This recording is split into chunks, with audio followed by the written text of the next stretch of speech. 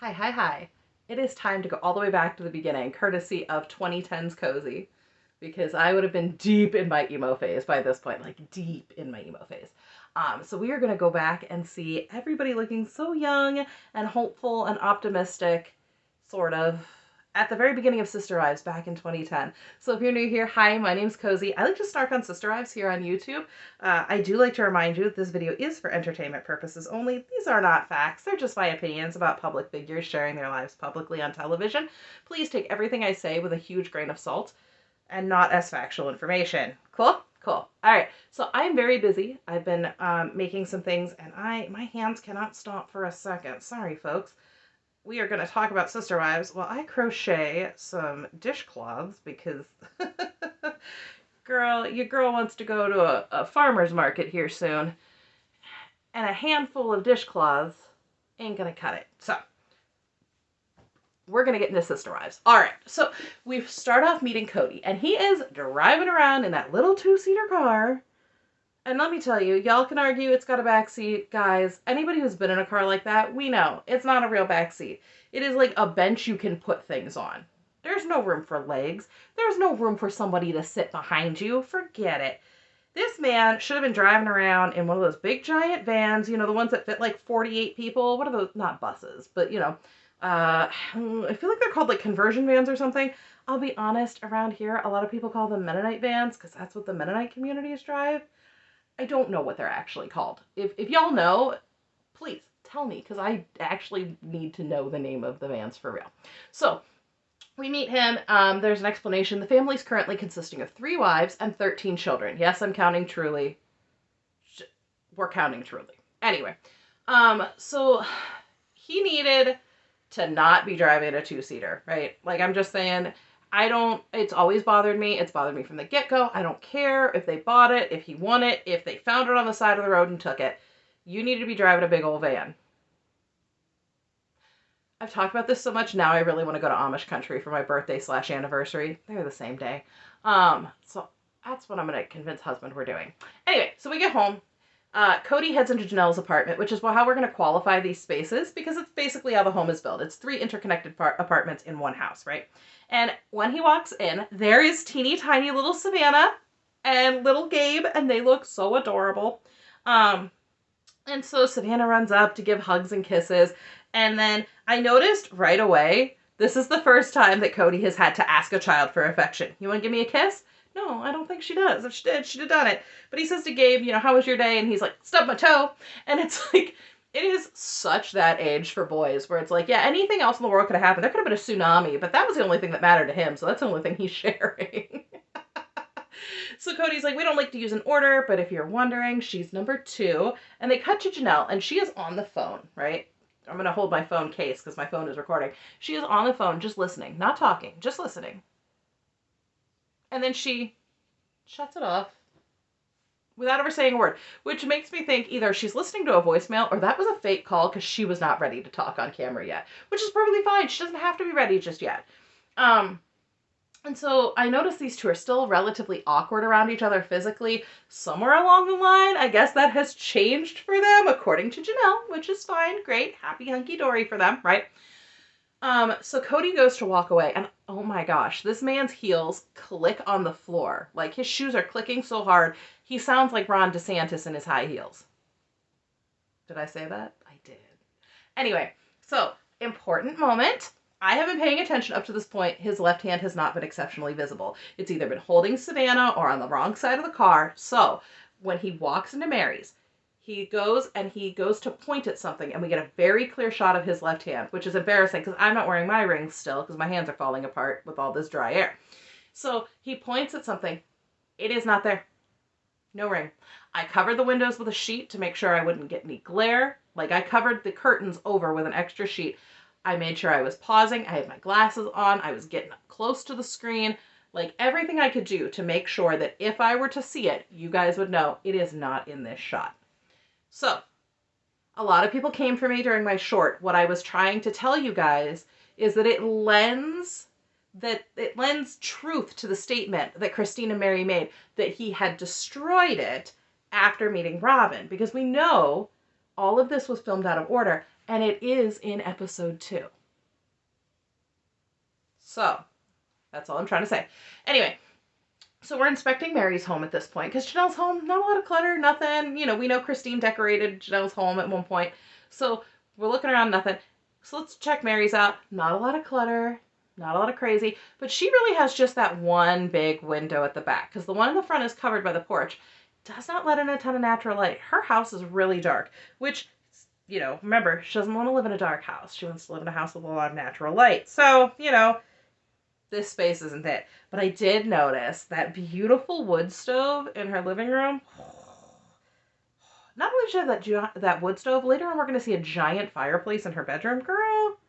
Girl, I'm telling you guys, I want to build these houses in The Sims. At bare minimum, I want to build Mary's apartment in this Lehigh house, if not the whole Lehigh house, because super cute. And I've already decided I'm going to build the cul-de-sac in Oasis Springs. So when I do, I might even take like a short video of at least some of the build process for that and put it up for you guys, for you who want to see. If you don't want to see, you don't have to.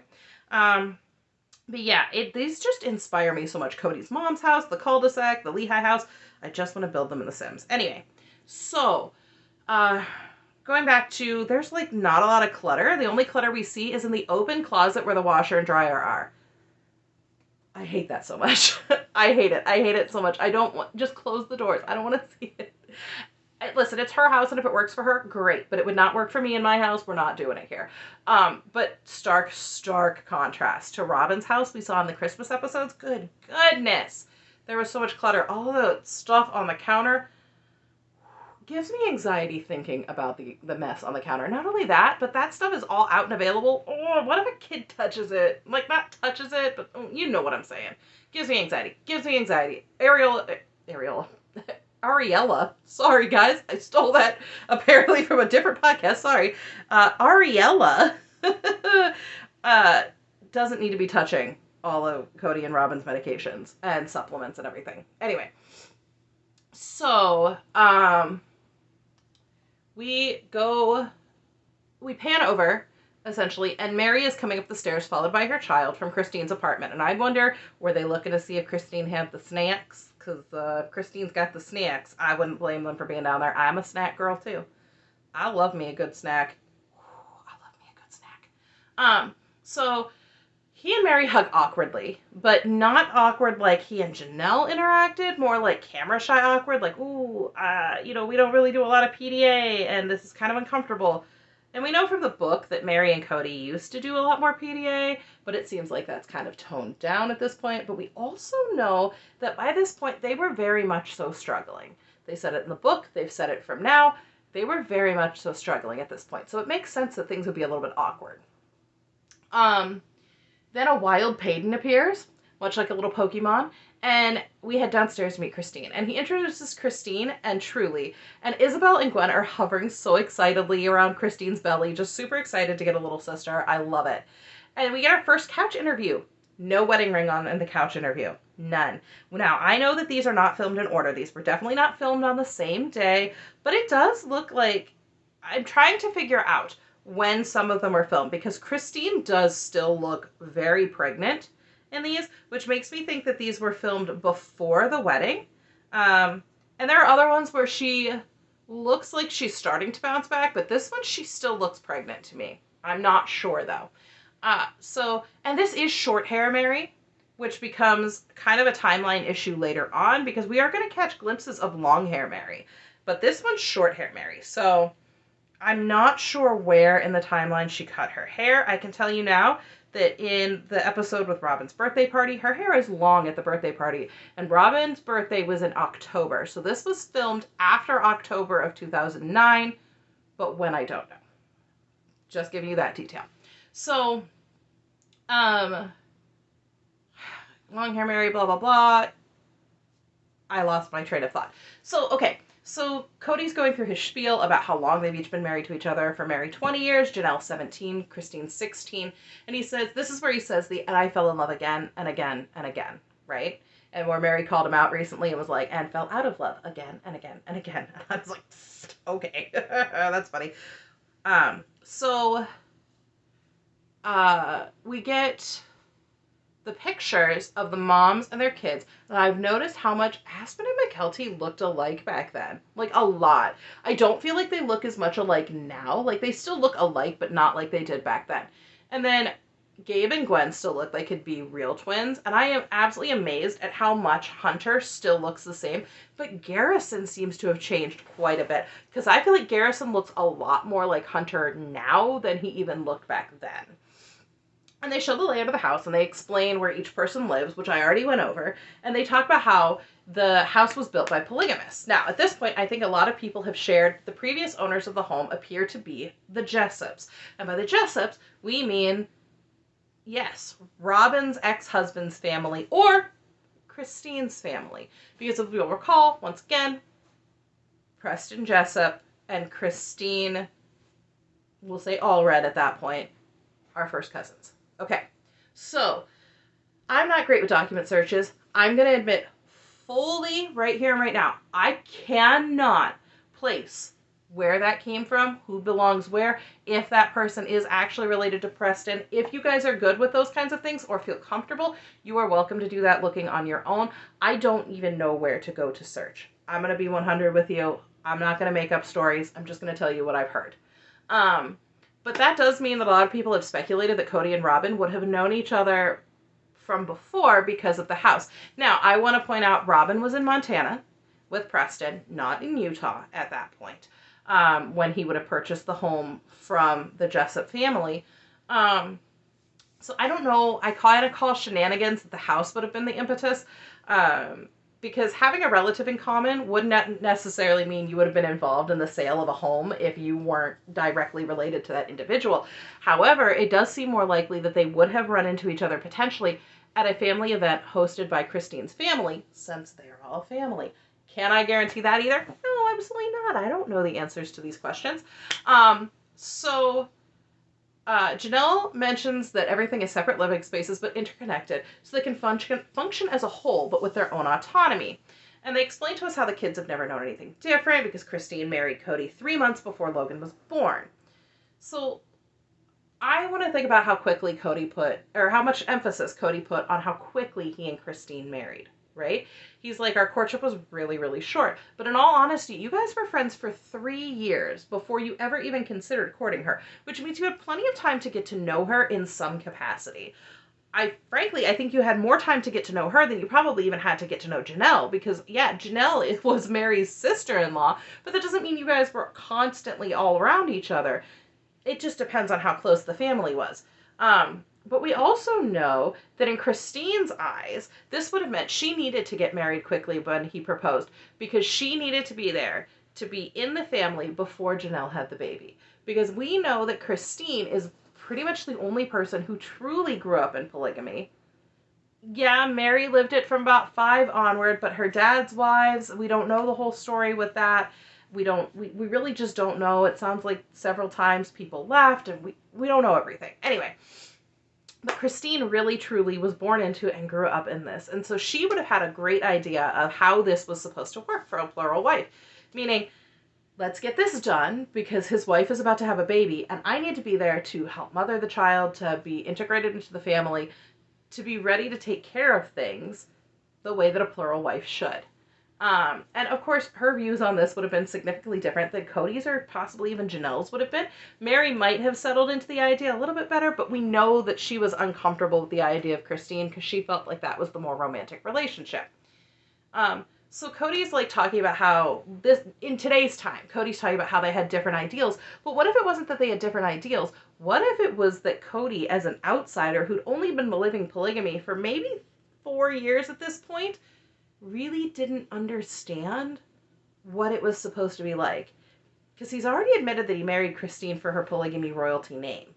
So I think that his explanation that he had barely been in the church and even converted to marry Mary, that he needed to realize by the time that he chose Christine, he'd only been in the faith for 4 years. And so since he had appeared to make that choice to be with Mary and to impress his father, that maybe the mistakes sort of lie a little bit more on his shoulders because he didn't listen to how it should have been done correctly. Could be wrong, but that's just my feelings on it. So I'm watching for the details, right? And I noticed that Janelle and my mom have the same casserole dish, and none of her plates match, which make me feel really good because none of my plates match. And also, I'm gonna need to go and steal that casserole dish from my mother, along with the ugly cabinet we're gonna see in Christine's house later. I'm gonna steal all of her sister wives' furniture. I'm gonna do it, and then I'm gonna fill my filming space with all the stuff I jacked from my mom's house. She is gonna come home one day and be like, "Where's all my things?" Not really. I'd never do that to her. But Isabel is staring dead into the camera as Peyton says the prayer. And that makes me laugh so hard because as someone who has grown up in a religious family, I know those kids who, when somebody's praying, just are like staring into the soul of literally anything around them. It makes me laugh. So Kody explains that they are fundamentalist and not mainstream LDS. And he's like, the differences between like Catholics and Protestants. And actually, in some ways, that's kind of true. Because if you think about it, the traditions of Catholic Mass tend not to carry over into Protestant circles because Protestants feel that there are certain things about the Catholic tradition that just don't align with what they feel they're reading biblically. Now, here's the deal. I have family who is very Catholic. I am very not. But I find that their traditions, some of their traditions and feasts and things like that are very beautiful. And I think actually, anything that brings you closer to God is really kind of the ideal, right? Do I agree with everything they do? No. Do they agree with everything that I do? No. It's okay. We still love each other. So that is not really the same for the LDS and fundamentalists.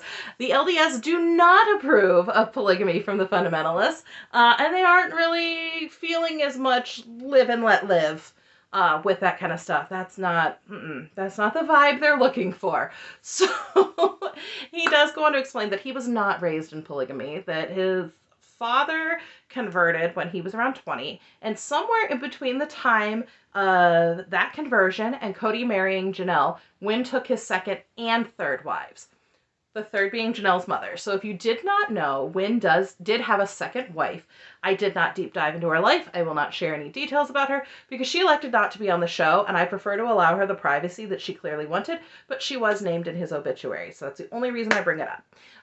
So the third, of course, being Janelle's mom. So here he goes on to explain how he got in, and he calls Mary the bait. Now, we know he was introduced to Mary through his sister. So I suppose that you could almost feel like, since she was the bait, that was some sort of setup by Wynn and the sister for a purpose. I don't think it's that deep. But I don't love that he calls Mary the bait, because it does sound kind of coercive in that way. But he says when he met Mary, it was, and he's like pausing and says there was an expectation. And I was like, oh. Part of me wonders if he was about to slip up and say that it was easy to see taking more wives based off of his assertion that he needed to dilute the relationship with Mary. Watching armed with the knowledge that we have now, every single word he says is sort of suspect, isn't it? And he's here, he's hiding things like we already know he's hiding things, desperately hiding things that are going on behind the scenes. So we get the kids and they're talking about plague food and making plague jokes, and it cuts to Uno, and Kody's left hand rests on the table. Paused here again. No ring. Once again, we know it's visible in the second episode, so how out of order are we here? Like, I'm starting to really wonder about the timeline, and I will talk more about that in my episode 3 rewatch, because I have some more timeline things that are really kooky there. But we get Mary sharing that they want their kids to be strong and firm in the decisions for themselves. And Janelle's like, yeah, as long as we're raising strong, productive members of society, I genuinely believe this was their outlook. Because this is also where Janelle sort of threatens the kids while she's cutting melon. I mean, okay, not exactly, but she's cutting melon and pointing at things with a knife, so. And then the couch interview gets interesting here, because Janelle points out that they want the children to marry for love, and Kody's like, I believe in marrying for love. Okay. I thought you didn't love anybody here, but that's fine. Or are you just saying you believe in marrying for love because you're finally going to marry for love for the first time, according to you? I don't know. I don't know what the answer is. I don't. So he also explains that he's usually out with a wife 3 nights a week, and this is where he had to start keeping record of where he is. Interesting to me, because if he's saying that he's only just now started, the only change that's come into their lives is Robin. So because Robin came in now, does he need to start keeping track of where he was? Or was he saying that he was doing that beforehand? Because we know that the women say he was always with her. And they're actually going to say that multiple times in the first season, which we probably all missed the first time that we watched it. So why would you need to prove where you are if there's no complaints? And so it seems to me that per Kody's accusations, if Christine was complaining about time, that complaint seemed to be a massive development during his courtship with Robin. So if he wasn't keeping a record before... And in the scene, they show us this voiceover that appears to be him at Mary's island counter with an overnight bag / backpack, checking his calendar. Is that definitely what he's doing? No, but the implication is kind of there. And so it's kind of implying that he's checking his schedule and are probably planning around his visits to Robin 5 hours away, where he stays overnight. So Mary sort of stumbles here when she says having him every, and then she kind of pauses and says third night, which sort of makes me once again wonder, where are we in the timeline? Has Robin already gotten her a night? Are we stumbling because we know that Kody's staying a lot at Robin's house, and so it's not really every third night, and we're not feeling comfortable with that? Anyway, so we get that, like, I'm sorry. So we get the flashback where it's the awkward, like, where Kody pokes Christine in the belly and says, well, you look pregnant. Must be something in there. He's wearing the ring. There's a quick flash of it when his hand touches the car door. So also when he bends into the car, you can see that his hair is already thinning at this point, which I don't know why that's important, other than I just didn't realize that it was by this point. I actually don't think I realized that his hair was super thin until he had the psycho hair when they moved to Flagstaff. Maybe slightly before that, but I know that was like, whoa. Anyway, they talk about their marital relationship here, and it's the first uttering of "we don't go weird." And Kody talks about where he sleeps, and I noticed that they show us each of the bedrooms, but they don't show us Janelle's room, which is kind of interesting. But we do see her heading downstairs, and then we see Christine and Mary's rooms. So Mary's got this enormous beanbag in her room, and another fireplace. And I'm like, for the love of pity. Also, it makes me wonder about this enormous beanbag. Is this how Christine found out about her enormous beanbag? Is that Christine's enormous beanbag? Who knows? But I have to admit that I am on Kody's side here when Mary says she isn't going to try to get a day off until Janelle tries. Because man literally just said that Janelle cannot take the day off. And so, like, stop. I'd be frustrated with her, too. Because I'd be like, seriously, I just said to you that Janelle can't get the day off. Could you please just try? That would really help me out here. Like, whoo. Mary, just ask. I'm sorry. It would frustrate the hell out of me, too. Because if Janelle knows it's a no-go. Anyway. But Mary says the word weird a lot in this first episode, and it feels like her go-to word. So at this point, we split and we see the day from 3 different perspectives. Mary first. And let me tell you, if she woke me up like that, we would not be friends. Because I, like, sleep way too much. Do not be jumping on my bed. That is the energy you're allowed to have when I have 3 cups of coffee deep and not one moment before. I'm one of those people. So Mary brings out granola bars, and all I can think is, are they organic? Sorry. Robin gets organic. So on the couch, Mary discusses her infertility, which is not funny, and Kody makes some very strained faces about it. I don't know what that's about anymore, honestly, because to hear him tell it now, you'd assume these are the faces of a man conflicted about wanting additional children with her, or already seriously saying, no, he doesn't. I don't actually... You don't know. You don't know what his feelings are in this time. So we get to the scene where Mary's pulling out teeth, and I hate wiggly teeth. I hate everything about wiggly teeth. I'm not going to commentate on the wiggly teeth. Because I'm Christine looking icked out over here. So Christine and Kody have this, like, little back and forth spat where Christine's like, oh my gosh, it was the first time we've lost 2 teeth in 10 minutes. And Cody's like, 24 hours. And she's like, no, it's 10 minutes. 24 hours doesn't actually cover it. I'm on Christine's side here because the 10-minute window is actually much more of a big deal than just losing teeth in 24 hours. You can lose 2 teeth in 24 hours. It's not that weird. And a 10-minute span, that's kind of wild. So... I love that they paid off Gwen to remove her tooth, though. That made me happy. So we get to the couch interview, and they discuss Mary being the driving force for polygamy. And Christine says that she and Janelle probably wouldn't have married Kody on their own. She says it takes Mary pulling some strings, which seems really weird now. Because it's been said that Mary was not interested in having Christine join. The book made it sound as though Kody and Janelle sort of started things up maybe a little bit behind Mary's back. That's just how it sounds. But Christine's like, Kody himself would have never done it. Yeah, probably not.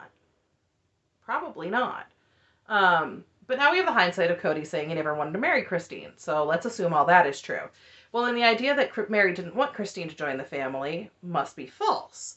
And Mary must have made the merger happen, just like she said she did with Robin. But then let's assume that Mary did not want Christine. Well, if Mary didn't want her and Kody didn't want her, then the only thing that can be true is that he married her for her name and to be accepted into the polygamy group more fully. I actually think the latter is probably more the true scenario, with the addition that Mary was never the one to pull strings and make any of it happen. Not even Robin. So he says for a second time that Mary's the bait, and she sort of looks at him like, I'm sorry, what? Because the first time he said it, it could have been taken like playful teasing and being interested in his wife, but the second time, it sounds a little bit more, yeah, coercive and not cutesy. I'm gonna go with that. So we get this cryptic, the meeting. You know the meeting that's a big deal, the big deal meeting? And it's like, gosh, we don't even know you enough at this point to really care about your big deal meeting, so either say something or don't. Like, but this is the first time we get to see Kody's fifth wife, his work gloves. So Mary shares the story here about her sister and how she passed away, and that the other ladies, that she believes that the other ladies would raise her child if something happened to her. And I think that though the relationships are strained, Mary firmly believes this to be true. And I do believe it was true. I believe that those two would have stepped up any day of the week. It's obvious that all of the children feel loved and cared for. I don't think there'd be a question in her mind.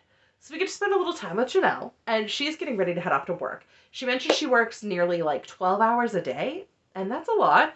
I noticed everything is laid out for breakfast already, so perhaps Janelle gets things ready for Logan, or Logan really gets up and sets everything up for himself. Anyway, I did notice that when Kody comes out of the bedroom, he specifically stops to pet Christine's cat before he goes to say good morning to Janelle. Listen, I think it's sort of obvious that Kody didn't hate having pets around all that much prior to Robin. I'm just saying. Because he pets the cat, he's not mean to the dog, I don't know. So Janelle shares her story about being mainstream LDS, and she says she didn't know polygamists were a thing. Okay, maybe she really didn't as a kid, but she says she met Mary's family when she was 19, and fails to mention that she was married to Mary's brother, Uncle Adam, who recently passed, rest in peace. But you know what? This is the first episode, and maybe the producers felt like that wouldn't have shown the greatest vibe for them before we even knew them. Step too far in 2010. So Janelle's like, I didn't decide that Kody would be an option for me until I was 22. Okay. She says, but it didn't seem to be much of a leap. And there's a lot here that hasn't been said. So this is when Logan gets up and starts taking care of breakfast and getting all the kids up, and this poor kid is worried about the egg bill. And Janelle's laughing when she's like, he just came to us really responsible.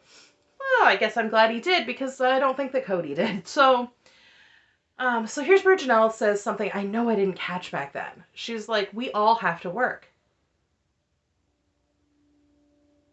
Saying we all have to work, meaning Christine. And all of us were under the impression that Christine was the stay-at-home mom, that she didn't work. But here's Janelle telling us they all have to work. But they let us believe that Christine was home all the time. Okay. But I do remember feeling very frustrated with her to be prioritizing her career over her kids. And not the way that you might feel. Because I still do feel a little bit frustrated when I hear her say this. Now knowing that Christine was working in the evenings too, it just really feels unfair to hear Janelle say things like, well, I know that I can just catch a movie and someone will watch my kids. That, I don't know that that was really the reality of the situation, but it does feel like it aged like milk. I'm just saying. So we see Kody with his chainsaw. And Janelle teases he wants to cut down all the trees. And Logan actually gets upset with him and is like, we're not dropping a tree. The attitude Kody gives him back is like, he's like, half of them are dead. It just like screams moody teenager to me and not I'm the dad. I don't know. But Janelle steps in and agrees with Logan that they should do the cleanup and that maybe they can drop a tree next week. And Hunter's like, no, next year. And it's great because I can still see some of the dynamics with the kids alive and well today.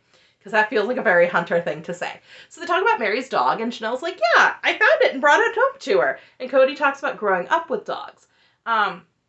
And we know now, Cody's assertion is, if you just bring a dog home, it'll ruin your marriage for all of eternity. Nice. Nice. So, I feel like at some point, Robin was really letting Kody know she was not into dogs. But Janelle on the couch says, you get what you get out of a relationship what you put into it. And Kody genuinely looks confused, like, oh my god, am I supposed to be putting something into this? Like, that is the face this man gives. So we see Christine start her day, and she is already up and doing laundry. Now this always confused me because we've heard that Christine only had 3 bedrooms in her part of the house. So Peyton's arrangement confuses me. He has a mattress on a frame so low it looks like it's on the floor, a filing cabinet, and a gaming chair. And part of me would be like, oh, you must be in the living room. But he asked her to close the door. And I don't know that there's no way she has 4 girls in the room where we see Gwen. So where is he?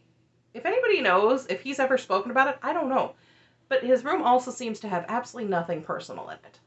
I honestly thought that he was staying with Gabe and Garrison at one point. I don't know. Maybe I'm confused. I must be confused. So Christine sits down and shares her story with us about Kody. And she says she loved him tons and he kind of loved her.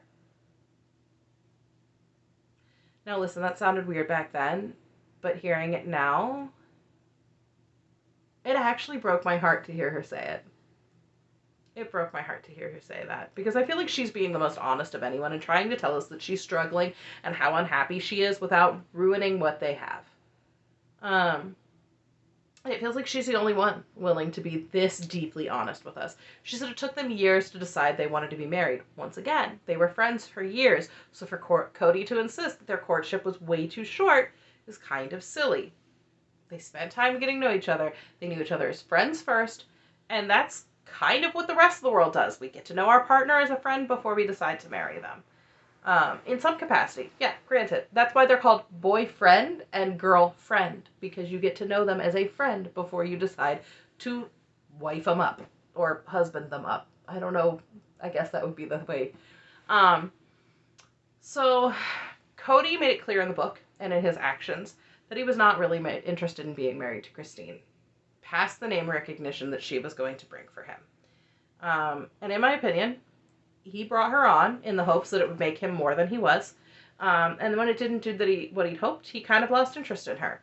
And I think Christine was worth it for him when she was working inside of the church and with the nonprofits who promote polygamy. But when those things were no longer important, or she simply stopped them as she did with Sunday school, she was no longer bringing him prominence inside of that group that he'd hoped for, and he wrote her off.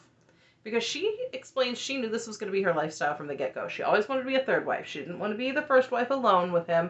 She didn't want to be the second wife who drives the wedge in between the two. She wanted to be the third because she felt like it would be the easiest place to be. And I really, part of me thinks that she felt like she was always going to be the brand new shiny toy. Because the requirement in their group is for 3 wives. If you have 3 wives, you can attain the highest level of heaven. And so I think she really did honestly believe that part of it was the easiest, but part of it I think felt like I will always be the shiny new toy, and he doesn't need to get a 4th wife, so I'll always be the new thing. I think her perspective on all this is significantly more interesting than, say, Kody, Janelle, Robin, because they share ideas about polygamy, and I think that Janelle has a really good outlook, but sometimes it really helps to remember that they didn't live the same way that Mary and Christine did. And often I find that we focus so much on what Kody and Robin say that we miss the important things that Mary and Christine are telling us, because they're telling us from a person who did grow up in this faith. And as much as people want to argue that Robin grew up in polygamy, not really. Not really, in my opinion. Come for me. That's fine. Her mom and her dad's first wife lived in completely different states. Families didn't really interact as much. They used to have to hold on to holidays until he would come for weeks, potentially months at a time. It's not the same. It is not what Christine lived. It is not what Mary lived. The perspectives of these two women, I think, are very interesting, and I think we miss them sometimes. So Christine is doing her ironing, and she rolls her eyes about being the domestic one. But that's not the part that gets to me. It's actually Kody coming out of the room and then freezing in this, like, super dramatic community theater kind of way. Like, it seems so fake. Like, the cameras are on you, and he's just... You aren't trying to remember something. Like, you just wanted somebody to look at you. Honest to goodness, that's what you wanted. You wanted the cameras to turn and look at you and not Christine. So we pop into the room, and Kody is getting his contacts together, which I forgot he wears. And so, you know, part of me wonders if he wore colored contacts at one point, because in some interviews, his eyes are darker, and then in others, they're much brighter. I don't know. But Kody says he might shower at Christine's and get dressed at Mary's. Can you imagine this goofy dude running through the house in a towel because he doesn't know where his clothes are? Please don't. Please don't. That is not a good use of your time. Don't do that. But also, interestingly, Christine shared with us that he didn't shower in her home. So I don't know what he's talking about here. But if you look at Christine's bedspread in this episode, it's rust and a very deep red. Super similar to her wedding colors. I really think that this is a combination she has loved for a long time. And then we get the toaster moment where she sets the toast on fire. And I love that she's like, Peyton, why didn't you take it out? And his response is, because it was burnt. Like, his whole thought process was, it's already a lost cause, so Logan logically pointing out that burning the toast in the oven is dangerous is great, because it's the exact same concept as Christine's toaster immersion. And Christine's making eggs and sharing the fact that she always liked the idea of sister wives and having a friend around all the time, but she never wanted to be with a man alone. And I think a lot of that probably comes from her background. I remember growing up in a much more strict church and thinking about the things they told us not to do one day would suddenly just be like an expectation. Like, don't do this, don't do that. But then one day you sign a piece of paper and suddenly you're expected to do all these things that you've been terrified of your entire life. And I have to imagine that her church, being relatively fundamentalist and strict, probably had that same, you know, leave room for Jesus kind of idea.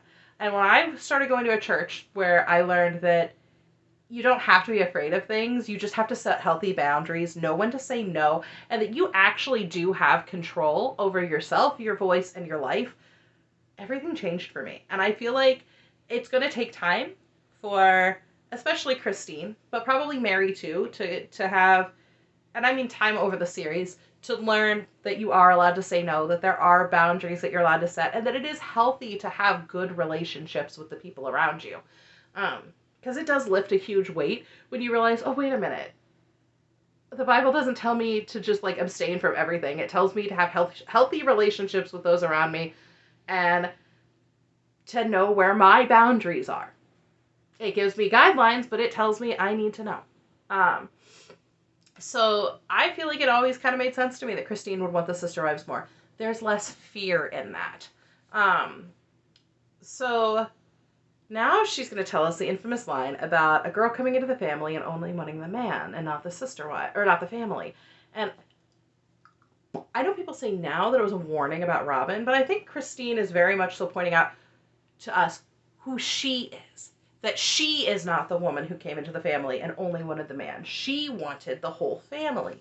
I think she's very, very clearly sharing it with us, because we have heard Kody accuse her 6 ways to Sunday about making everything about him and not about the family. And I feel like she's not so much calling out Robin here as she is defending her own self against the things she's hearing from her spouse, even if we didn't know that's what she was hearing yet. So Kody says Christine has a lot of work in the task of mothering 12 children. And I'm glad he can recognize it then, because since the knife and the kidneys episode, he said that was the easy part. And let me tell you, as a stay-at-home mom, no, it's not. I went from working a full-time job to being a full-time stay-at-home mom. And let me tell you, neither thing is easy. Neither is easier than the other. And oh my goodness, if one more animal, person, whatever, poops on the floor, I'm going to have an actual crisis. Like, whoo! So Christine is doing some homeschool lessons with Savannah, and it warms my heart. It honestly does. She shares about the choices they've made with the homeschool co-op, and I'll have all the kids there have tons of moms because it's a church school. And then we watch Aspen holding Peyton down because he wrote on her, and she agrees to do a chore if she makes him cry. I think that's actually pretty funny. But the background of the scene is so 1990s and the 2010s, it's not even funny. The chunky darkwood furniture, the ugly floral couch, the wallpaper with the border. This was in every house I ever went to growing up in the 90s. We're just missing apples or a Tuscan grape theme. You know what, honestly, if you didn't have apples or a Tuscan grape, what was the other thing that you might have had if you were fancy? Maybe sunflowers? That was another big one. But apples and Tuscan grapes, I'm telling you right now, if you grew up in the 90s, you know exactly what I'm talking about. I don't know when this house was built, but it has not been renovated since 1998. I'm just telling you now. We see Mary compliment Christine on her nurturing abilities, and that's actually really sweet. They're smiling at each other. And so as Christine is letting Gabe, Garrison, and Gwen try to find Truly's foot, we get a close-up of the needlepoint on the wall, and I notice something right away. It lists the wives and Kody, but not in a specific order. In fact, it says Janelle, heart, Kody, heart, Mary, with a heart underneath of Kody's name, and then Christine under that. Why is this important, Cozy? Why are you bothering to tell us this? We are 40 minutes into this video. What are you making a point of? That, dear viewer, is because it puts Kody in the middle at equal distance to all of his wives. So Christine shares that they intend to use Grace as a middle name for Truly, and explains why it can't just be Truly or have a middle name starting with A, but really, honestly, Truly Grace is just gorgeous and it flows beautifully. We go back outside to watch some more community theater performances from Mr. Gabriel Brown, and as he performs his epic death scene in the yard, no one claps. Which is just a miscarriage of justice. Justice for Gabe. He clearly honed those skills over years. So no one wants to be cleaning the yard anymore, obviously. And you would think that it would be quick work, but I'm sure Kody's overuse of this chainsaw is part of the problem. I have no idea what he was doing, and I don't think he has any idea either. But Christine gives us another hint about the big meeting, or the big announcement, I'm sorry. But don't worry, because Mary is going to spill it in the next scene that Kody's courting a woman, and he is nervous to tell the kids. And he should be, because he's terrible at telling them. But Mary looks so happy for him, and he is wearing his wedding ring in this scene. It's there. It is there. But we sit the kids down. He puts his hands down. Ring is gone. What is going on? I have been scouring this episode, and it literally appears and disappears in between scenes that are supposed to be happening one right after the other. Like, no joke. It is there, gone, there, gone.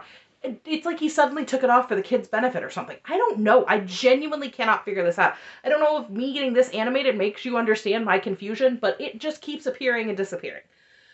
But he explains really poorly about bringing Robin in, and Maddie calls him out and asks if they're engaged. And Kody's just like, no, I don't know. And Janelle jumps in and tries to explain that the count would go up to 21, because Kody has explained this so badly. The older kids going on, the little kids are definitely in the dark. And here's where we get the interview feeling like they should add another wife, where Christine's like, I'm absolutely against it. And Janelle's like, I don't think this was a foreign concept to the kids, but they've had peers who have added moms to their families. And we know that Janelle feels differently now, that they should have, kind of done a little bit better, because just having peers doesn't mean anything. But the kids are obviously excited to have Robin join the family, and Kody starts babbling here, and we gotta go get him, Tiger, off screen. And Gwen admits she doesn't get it, and Kody's just like, hey, remember those kids you played with? So Christine's like, no, let me explain. And she's like, listen, we're going to ask Robin to be a new mother, but we don't want to say anything just yet because she's not been asked. She's not in the circle yet. And so Kody asks if the kids are okay, and the older kids are really hesitant. With the talking heads where this takes a turn, because they should have showed this to Robin in the look back. Because how about when Hunter says it'll be great to have some more help? Or when McKelty says that Robin connects with everybody. Well, we know the help wasn't there, and Robin didn't really seem to connect with Hunter, since it appears she still has it out for him to this day. And we know that Robin didn't connect with everyone at all. So the kids had such high hopes 14 years ago and genuinely seem to enjoy their lives. But we jump into another couch interview where it seems like we're coming in mid-conversation with Christine, because she says Robin could have had her pick. And don't worry about that, Christine, because Robin's going to remind her of that every time she feels like it's appropriate, even when it's not. And Christine's spinning this as Robin is picking their family rather than Kody picking Robin. But I can't. I'm not going to get that warm, fuzzy feeling like that from this anymore. Not after all these years. Maybe I would have thought that back in the day, but it's entirely negated by specifically everything we've seen from Kody. And Mary admits to jealousy. She still speaks about it similarly today, saying that jealousy is perfectly natural. I'm with her. It is actually healthy to acknowledge your jealousy, acknowledge that it's a natural emotion, and not try to hide from it. So Janelle begins speaking about having a spiritual witness, and I notice Kody is just staring down at his hands in his lap. They do the family prayer back in real time to get the kids into bed, and he's like, I always want to be able to do a bed check every night. Okay. That sure stopped. So Kody shares that Robin lives 4 hours away, and the biggest challenge of the distance is that his wives don't like him being away. Yeah, of course they wouldn't. We literally meet Robin saying that Kody is her soulmate. Literally, episode 1. And then all of season 18 is about this accusation that Robin is Kody's soulmate. It is literally her first words on camera. Her first words are, Kody's my soulmate, I love him. I can't even. I paused the show to sneak a peek at her calendar. I cannot make out a single thing written on it except for Tara Lise was here, and that it's September, seemingly around the 1 year prior to the airtime. The pair are laughing and giggling, and we cut back to Christine saying that she's not happy about her boat being rocked. But the thing I noticed is when she said the woman had to be perfect, otherwise it would be difficult. The look on her face. She's got this weird grimace smile, and she raises her eyebrow, sort of in that, and this is going to be difficult. I don't know exactly when Christine figured out Robin, but girl had her pretty well pegged, in my opinion. And that's where the first episode ends. Obviously, we're getting a lot of details here that I didn't necessarily pick up on before. Firstly, Kody's wedding ring appears and disappears in shots for no real reason. Things are definitely out of order. I don't know how much of this was filmed as a reenactment, how much wasn't. Secondly, it is very obvious that Christine is maybe not trying to warn us about Robin, but maybe definitely trying to tell us that she has been accused of not being a great sister wife, or just trying to get us to understand things from her perspective. Janelle is very cagey with a lot of things. She's not sharing a lot of behind the scenes information, but she is trying to stay very positive. And Mary fluctuates between extreme positivity and being very honest about her negative feelings about all this. Which her negative feelings make me still think that the story they told us about Mary helping Kody meet Robin was not necessarily true. So, those are my takeaways from season 1, episode 1. Yeah, I encourage you guys, even if you don't want to go watch the whole series, maybe just try to pick this one back up. See if you catch on to some of the things that I saw. See if there's something that you maybe didn't notice, or maybe that I missed that you can tell me. Because I'm more than happy to, if you give me a general idea of the scene, to go back and see what it is that you guys are picking up on that I'm not. Thank you for bearing with me while I'm trying to get a bunch of washcloths, dishcloths, little face scrubbies made, because I really do want to do a market here upcoming, number 1. And number 2, I just really enjoy making these. And frankly, if I could just open an Etsy shop and crochet all day, I'd probably do it. So thank you for bearing with me. If you guys missed my YouTube short, the temperature blanket that you guys encouraged me to make is going super duper well. Even if I accidentally made it 6 feet long instead of the 4.5 feet I thought I was making it, because I can't do math, but I am not going to frog it. I love it, and we're going to keep it. And once again, if I do make any of the houses in The Sims for my Simmer fans, I will make sure to let you guys know. On the gallery, I am still Cozy Gaming Mom. You can go see any of the things that I've made at any time, and maybe you'll catch it before I even tell you that I've made it. So until I see you guys again, I will be putting out episode 2 here shortly. I am going to watch Daughters of the Cult once husband goes back to work. He's had some time off, and he's not interested in watching it. So once he goes back to work, I'm going to watch that and then do some reviews on that for you guys. Let me know if there's anything else you want to talk about, and until then, I'll see you soon. Bye!